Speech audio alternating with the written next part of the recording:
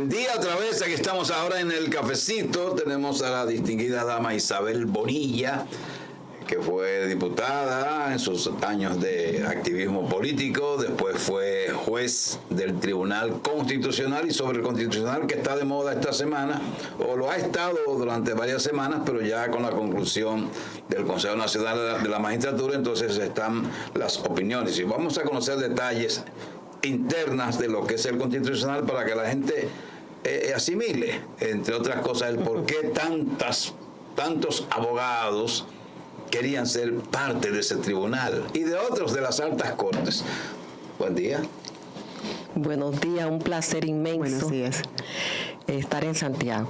Sí, ella vivió aquí muchos años. Santiago, la ciudad corazón, que es parte de mi corazón. Sí. Aquí yo tengo de Santiago las dos personas más importantes en mi vida, mi esposo y mi hijo, que nació aquí.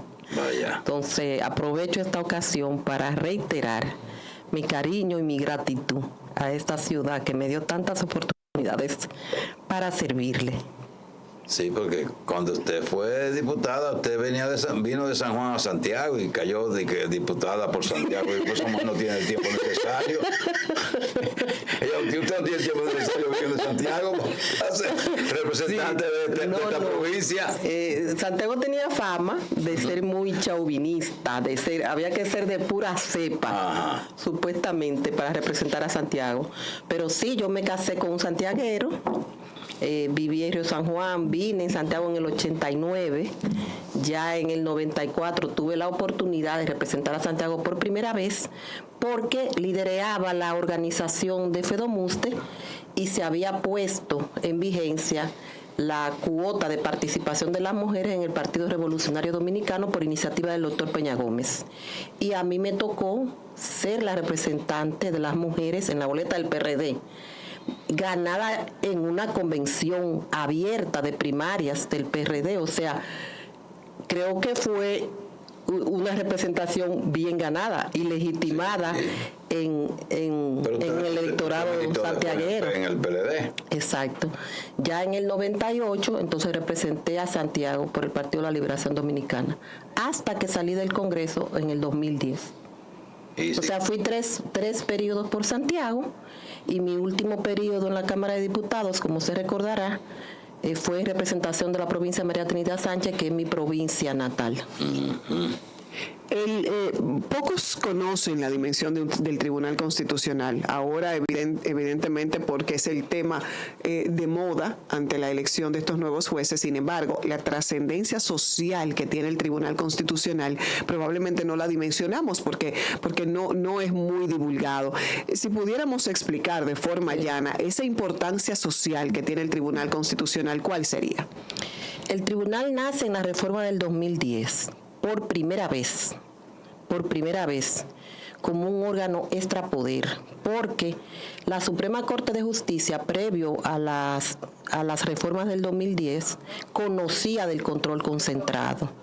¿Qué es el control concentrado? El examen de una corte de la constitucionalidad de las leyes, decretos, reglamentos, para demostrar si esas decisiones chocan o no con el texto de la Constitución. Entonces, a raíz de la creación del Tribunal Constitucional, la Suprema Corte de Justicia pierde esa facultad y se le otorga al Tribunal Constitucional para que sea el órgano que tenga bajo su atribución ese examen de constitucionalidad. ¿Cuál es la importancia? Que al ser un órgano extrapoder sirve como de ojo mágico para supervisar a los demás poderes del Estado. En definitiva, el TC es el control del poder en un sistema democrático. Por ejemplo, controla al Poder Ejecutivo, que encabeza el presidente de la República, porque es el tribunal el que puede examinar si los decretos o las acciones del Poder Ejecutivo están acorde o no con la Constitución y las puede anular. Lo mismo pasa con el Poder Legislativo. Los legisladores hacen una ley y puede ir a esa ley al Tribunal Constitucional a instancia de un ciudadano o de una tercera parte de los legisladores para que el Constitucional examine si esa ley tiene alguna contrariedad con la Constitución. Lo mismo con los tratados internacionales, que es el Congreso que los aprueba. Antes del Congreso aprobarlo, esos acuerdos van al Constitucional. Y el Constitucional examina si ese acuerdo internacional tiene algún contenido que esté contrario con la Constitución. Si el tribunal considera que tiene alguna contrariedad, pues falla y el gobierno tendría que volverlo a negociar o subsanar esos vicios de inconstitucionalidad para que entonces el Congreso pueda hacerlo. Lo mismo pasa con todas las esferas de funcionarios que tienen la capacidad de emitir resoluciones u actos administrativos que pueden ser anulados por el Constitucional. Respecto del Poder Judicial, porque hay que decir claro, el Tribunal Constitucional no forma parte del Poder Judicial. No es una última instancia del Poder Judicial. El Poder Judicial termina con la Suprema Corte de Justicia. Al Tribunal Constitucional le toca entonces revisar algunas decisiones de la Suprema Corte de Justicia que hayan adquirido la autoridad de la cosa irrevocablemente juzgada, y el tribunal entonces, sin tocar el fondo de lo que la Suprema decidió, simplemente examina si en el proceso se ha vulnerado la Constitución o algún derecho fundamental de una de las partes. Lo mismo sucede también con el Tribunal Superior Electoral. Si el Tribunal Superior Electoral decide sobre un amparo o sobre un conflicto que haya envuelto derechos electorales, el tribunal puede anular esa decisión o confirmarla, y entonces las Cortes, en este caso el Tribunal Superior Electoral, tiene que convalidar esa vulneración que el tribunal pudo haber encontrado. Entonces, en democracia, el Tribunal Constitucional es el límite, es el que pone el límite hasta dónde puede llegar el poder. Y eso hace necesariamente que es una corte que tiene que tener un nivel muy alto de legitimidad para que tenga la autoridad suficiente de decirle a todos los poderes: tu límite es los derechos fundamentales que la Constitución le reconoce al ciudadano. Esa es la importancia. Es como dice Milton Ray, el Tribunal Constitucional es el tribunal ciudadano, porque es el que protege al ciudadano común del poder político o de limitar que ese poder no abuse del ciudadano, que es una parte vulnerable frente a su autoridad. Bien, vamos a colocar unos mensajes y seguiremos conversando sobre el Tribunal Constitucional en breve.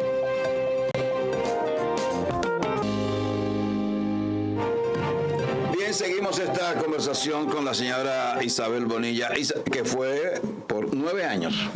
Sí. Parte del Tribunal Constitucional. Entonces, cuando vimos que 115 participaron aspirantes, no, la mayoría son abogados malos que no han logrado destacarse en la formación en el trabajo privado, y entonces quieren ir a una alta corte a pasársela bien.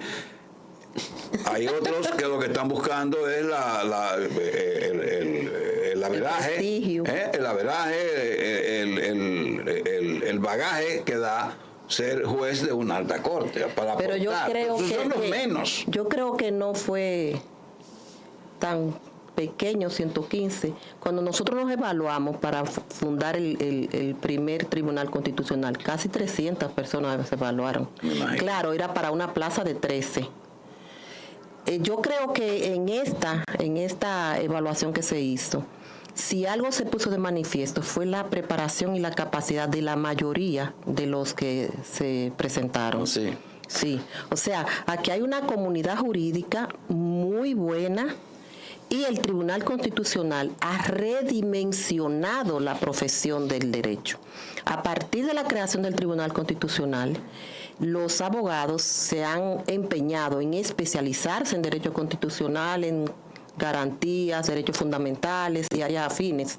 Entonces, yo estoy segura que para el Consejo Nacional de la Magistratura fue sumamente difícil escoger 5, porque había muchos profesionales buenos. Pero yo lo que creo, lo que pienso, que es que para reformular el sistema de escoger, ¿qué organismo interviene para cambiar el sistema? ¿Tiene que ser modificar la Constitución? ¿Está establecido en la Constitución como es? Sí, porque el Consejo Nacional de la Magistratura fue creado en la reforma del 98, que fue a instancia de aquella reforma que se dio tras la crisis electoral entre el doctor Peña Gómez y en ese momento. Entonces se creó el Consejo Nacional de la Magistratura como una influencia francesa, pero ese órgano está compuesto por representantes políticos. Está el Congreso, la Cámara de Diputados, quien preside, y un diputado de la primera mayoría, igual los del Senado, 2 jueces de la Suprema Corte de Justicia y el Procurador General de la República, que se integró en la reforma del 2010. Entonces, ese consejo que escoge y que preside el propio presidente de la República es un órgano político. Entonces, esa decisión es una decisión de poder. No hay que estar ajeno a eso. Por eso yo creo que ningún jurista que tenga el perfil, que haya militado o que tenga simpatía política, de per se, no tiene que ser descalificado por eso. Yo fui militante política muchos años, fui incluso vocera de una bancada en el Congreso y me presenté para ser jueza después de tomar un año sabático de esas funciones. Y a pesar de eso, yo creo que salí del Tribunal Constitucional y no se me puede imputar que desde ahí mi condición de simpatizante, de haber sido militante, lo mismo que Milton Ray, que fue senador, fue ministro, fue cónsul. Eso no debe ser una condición inhabilitante por sí misma. Lo que es criticable es que tú vayas a un órgano y deje de ser objetivo. Exacto. Y deje de cumplir con el compromiso de responder con lealtad institucional al órgano al que tú sirves. Entonces, en esta selección que se ha dado, yo creo que si algo ha tenido consenso, es que el perfil de los seleccionados es de un alto nivel de calidad, de capacidad. Por ejemplo, yo me sentiría orgullosa de las damas que se fueron electas, la doctora Sonia Díaz Hinoa y Armi Ferreira. Tuve los currículums de esas damas y tú te sientes realmente bien representado. Igual del presidente que fue electo. O sea, juez de la Suprema Corte de Justicia con un background profesional impecable. A propósito de eso, ahora lo que hay que ver es si esa matrícula se acopla con la matrícula que queda en el Tribunal Constitucional y juntos siguen los precedentes del tribunal, y cuando lo cambien, si llega a cambiarlo, sea con una motivación reforzada, o sea, que justifique si se puede producir un cambio.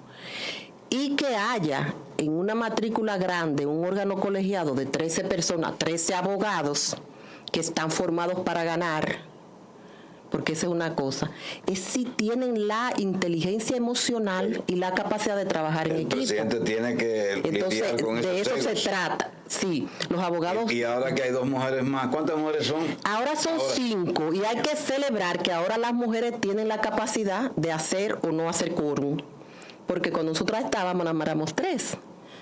Y ese es algo que también hay que apuntarlo como un avance, que ahora pasaron de ser 3 de 13 a ser 5 de 13. O sea, y es importante. Discúlpeme que usted me iba a preguntar algo.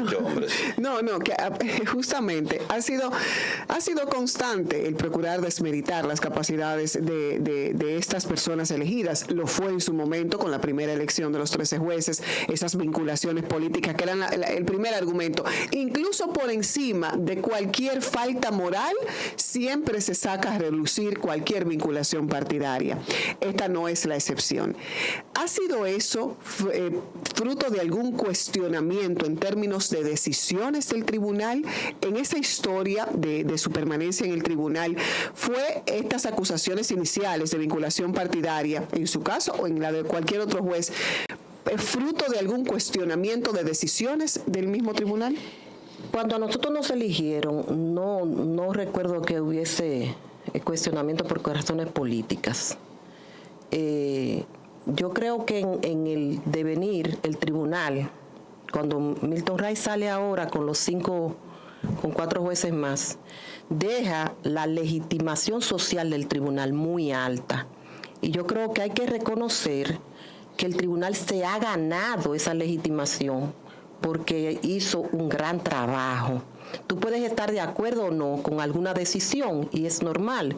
Por eso existe el voto disidente. Yo misma disentí en algunas decisiones del tribunal y uno tiene la obligación de dar las razones de por qué uno disiente. Ahora, yo fui un ente político previo a ser jueza del Tribunal Constitucional, pero a mi salida, yo recuerdo que el propio Marino Zapete decía, Isabel fue hasta vocera de una bancada y nadie puede decir que ella no cumplió cabalmente con las funciones de jueza. O sea, yo puedo agradecer que a mí nunca se me cuestionó por haber sido o por ser política en el Tribunal Constitucional. Y agradezco al Consejo Nacional de la Magistratura en esa ocasión, que yo fui de las pocas jueces seleccionadas a unanimidad y donde había representación de diferentes partidos. O sea, yo creo que eso me obligó a tratar de hacer una labor que no decepcionara a mucha gente que apostó y me depositó confianza. Y yo creo que eso es lo principal, que el país deposite su confianza en profesionales que tienen una ruta de participación incuestionable y que observe, porque la ciudadanía tiene que ser veedora, no solo del Tribunal Constitucional, sino de todos los órganos y de todas aquellas personas que ejercen funciones públicas. Y creo que ese es el gran reto, que esperemos de estos profesionales que se integran al Tribunal Constitucional la mejor labor. En el proceso hubo decisiones del Tribunal Constitucional de alto nivel político, porque es que el Tribunal Constitucional es un órgano político, es un órgano jurisdiccional, pero es un órgano político, porque al Tribunal Constitucional van muchos instrumentos de poder. O sea, decisiones del Poder Ejecutivo, del Poder Legislativo, de altas cortes, de ministerios. O sea, el Tribunal Constitucional recibe el cuestionamiento a políticos, a detentadores de poder, y muchas decisiones suyas tienen un carácter político porque son cuestiones de Estado. Entonces es otra cosa. No basta con ser, por ejemplo, un profesional altamente capacitado o calificado. Es que en el Tribunal Constitucional, ojalá, y ahora también se vea, tiene que haber un examen de una misma cuestión desde diferente prisma. Si algo bueno tuvo el tribunal fundador fue que nosotros teníamos muchas áreas, mucha diversidad. Habíamos excongresistas, Milton Ray, que había tenido una participación variada en el Estado, habían otros que venían de la academia, otros venían del poder municipal, otros venían del poder legislativo y del poder judicial, como que habían jueces de carrera también, y eso nos permitía a nosotros examinar los conflictos desde diferentes ángulos. Uh-huh. Porque a veces un juez de carrera, un abogado puro y simple, solo ve las cosas en blanco y negro. Pero hay zonas grises que hay que ejercer un nivel de interpretación para llenar esos vacíos legales a veces, esas consecuencias políticas que va a tener una decisión, ejemplo la 168 en su momento. O sea, todas esas variables tiene que verlo un juez constitucional. No es simplemente decir esto es constitucional y esto no, porque la propia Constitución deja vacíos que tiene que llenar unas veces el legislador ordinario y otras veces el intérprete de la Constitución, que es el Tribunal Constitucional. Incluso a veces nosotros conocimos casos que una ley no llenaba su cometido porque le faltaba un chin que el legislador no le puso. Entonces el Constitucional dice, voy a dar una sentencia que va a mantenerla, a pesar del defecto, voy a mantener la ley para no derogarla, pero ordeno y mando que a partir de esa sentencia se lea de esta manera y le agrega ese pedacito. Y se vuelve a publicar la ley de conformidad con esa interpretación que hace el tribunal. Bien, entonces no es malo. No, yo no lo veo mal que en el tribunal haya personas que hayan tenido experiencia política, que haya sociólogos, que haya esa diversidad que permite una mayor profundización del análisis en beneficio de la sociedad. Vamos a colocar unos mensajes para la continuación del cafecito de hoy. Claro que sí. Bueno, Claro que sí. estamos aquí en un chismecito constitucional.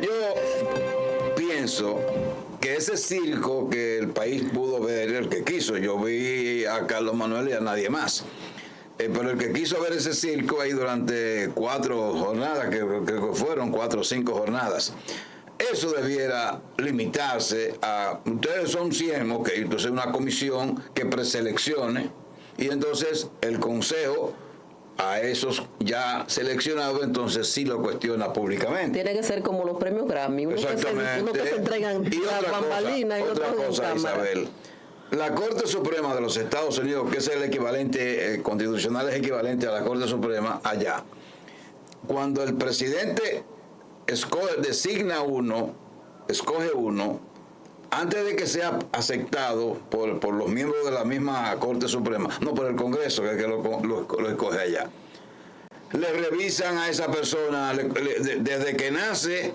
a lo que estudió, cómo estudió, si fumó marihuana en la universidad, todo eso se le cuestiona a nivel de todo el país.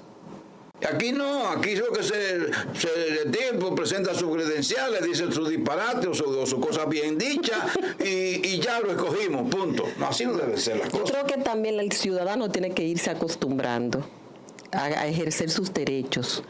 Hay un procedimiento del Consejo Nacional de la Magistratura cuando se postulan los candidatos a jueces que le otorga un plazo a las comunidades para que hagan objeciones.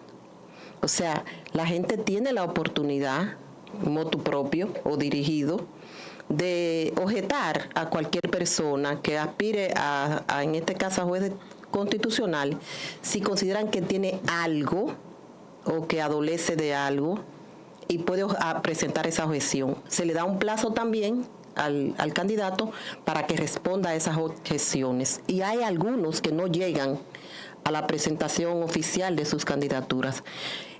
Pero será el Consejo Nacional de la Magistratura que pudiera revisar el reglamento, porque pueden hacer quizá algunas sesiones no transmitidas y ir como por rondas, pero tendríamos que ver si algún cambio en ese sentido vulnera el derecho a la misma oportunidad que tendrían esos postulantes, porque estamos hablando de que están envueltos derechos fundamentales de por medio, porque eso es lo bueno que ha tenido crear un tribunal constitucional, que antes la gente tenía referencia de la Constitución, pero la Constitución no era viviente.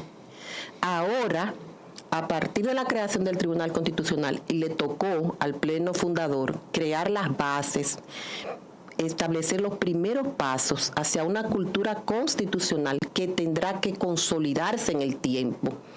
Y a partir de ahí, entonces la sociedad tendrá, me imagino yo, y a eso es que se aspira cuando hay un órgano de control como el TC, es que haya mejores funcionarios públicos, que haya mayor veeduría del ciudadano, porque a veces el funcionario se permite ciertas cosas porque nadie lo objeta y se siente impune. Yo creo que el servicio público, en la medida que el ciudadano se apropia de sus derechos, tendrá que mejorar, porque todavía no hemos llegado al Estado social y democrático de derecho que dice la Constitución que es República Dominicana. Yo creo que nosotros no hemos completado siquiera un verdadero Estado de derecho. Esa aspiración es el paradigma más alto para mí que tiene la Constitución. Porque cuando usted dice que un Estado es social y democrático de derecho, es porque el ciudadano tiene un Estado cerca del bienestar, con sus derechos fundamentales satisfechos, llámese agua potable, salud, vivienda, energía, y nosotros tenemos un déficit grande de una población que está lejos de tener satisfechos esas necesidades. Pero aspiramos a que finalmente República Dominicana pueda decir que es un Estado social y democrático de derecho. Cuando eso suceda, el servicio público realmente tiene que estar al servicio del ciudadano, porque en ese tipo de Estado, el centro del poder es el ciudadano y su dignidad. Yo creo que yo no le falto a la verdad cuando digo que estamos lejos de eso. Pero estamos en vías de construcción y hemos dado algunos pasitos. Ustedes debieron haber establecido los deberes del ciudadano, porque aquí solo se habla de los derechos del ciudadano. Pero sí, deberes tiene el ciudadano. No, por ejemplo, aquí nadie habla de los deberes del ciudadano. Y tú no quieres, tú no crees que no hay mayor deber del ciudadano, que todavía aquí está considerado como un deber, es ejercer el poder de su voto y escoger a aquellas personas que uno cree que realmente te representan. Cumpliendo una gran parte, cada día hay más atención. Entonces hay que trabajar esa parte. Obligatorio debería ser, ¿no? Aquí no es obligatorio. Pero debería ser obligatorio. Hay otros países que es obligatorio, pero nosotros lo tenemos como un derecho y como un deber. Con lo cuarto que cuenta vamos a hacer unas elecciones, debería ser obligatorio. El pago de las cargas fiscales también es un deber ciudadano. Bueno. Lo que pasa es que el ciudadano dominicano solo quiere tener derechos. Y para exigir derechos tenemos que cumplir con nuestros deberes. Eso es lo que hay que establecer en la Constitución de la República. No está contemplado en la Constitución. No, claro que los derechos, ustedes nada más hablan de derechos. No, hay deberes constitucionales. Bueno, apenas tenemos ya 3 minutos para conversar con la señora Isabel Bonilla sobre nuestra invitada en su condición de ex jueza del Constitucional. Explíquele, porque la explicación fue interna, ¿verdad?, sobre la cantidad de años que dura un juez. Así internamente. Fue interna, no pública. Cada juez se elige por 9 años y no puede reelegirse. Es una sola vez. En el 2011, cuando nosotros nos eligieron, que fue el primer pleno, de manera transitoria, por esa única vez, se hicieron 3 grupos de jueces, 4 por 6 años, 4 por 9 y 5 por 12 años, que es la matrícula, lo que quedaba de la matrícula original, lo que salieron ahora. Entonces ya a partir de ahora, cada 3 años va a salir un grupo que cuando le llegue el tope de los 9 años. ¿Por qué se hace así? Porque la Constitución lo establece para que siempre haya un reducto de jueces que reciba a los demás y así el tribunal no pierde el hilo en su jurisprudencia. Ha quedado una vara muy alta en términos de las renovaciones que ha logrado provocar el Tribunal Constitucional. Con esta nueva inclusión de jueces, ¿cuáles serían esas razones sociales que debe enfatizar el trabajo de este pleno nuevo que se conforma con 5 nuevos? Y evidentemente un presidente. El presidente saliente, Milton Ray, dijo que dejó un transbordador listo para seguir su vuelo. Yo creo que deberá el Tribunal Constitucional consolidar la cultura constitucional, consolidar la jurisprudencia del tribunal. Eso no quiere decir que se fosilice, porque los jueces tienen la capacidad de variar un precedente si hay circunstancias que lo ameriten. Lo único que tiene que dar es razones de peso pesado, o sea, que haya una motivación agravada, reforzada, para decir, estamos cambiando esta jurisprudencia por tales razones, y que sean suficientes y de peso para justificar el cambio. Creo que tienen que hacer un esfuercito de gestión para ver si al tribunal se le da la dignidad física de su sede, terminar la sede, y seguir siendo el tribunal el garante. ¿Y dónde está haciendo la sede del Constitución? Donde está el local ahora, que antes era el INESPRE. Nosotros ocupamos la parte frontal del edificio, pero en la parte trasera había un terreno que se está utilizando desde hace 5 años y medio, que se empezó a construir y aún no se termina. Entonces yo creo que que ojalá haya la vocación y la rapidez para que se culmine con la planta física, para que el tribunal tenga su propia sala de audiencia, la instalación del Centro de Estudios Constitucionales que funciona en el Mirador Norte, aparte porque no hay espacio físico para alojarlo allá. Y yo creo que la tarea más importante que tiene el tribunal es mantener y elevar los niveles de legitimación social que ha alcanzado como un órgano de reciente creación, y en eso solo depende de que las decisiones que tome este nuevo pleno se correspondan con lo establecido en la Constitución como máximo garante que es de su cumplimiento.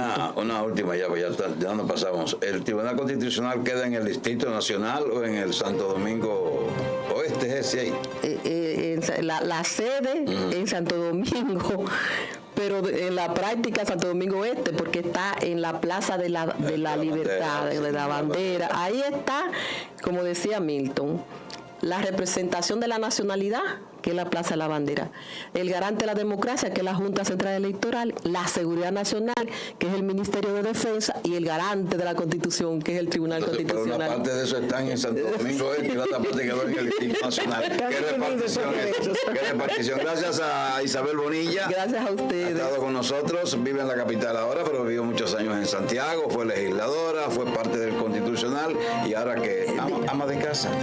Tú dices que Luis Estrella es mi esclavo. Sí, claro. Eso.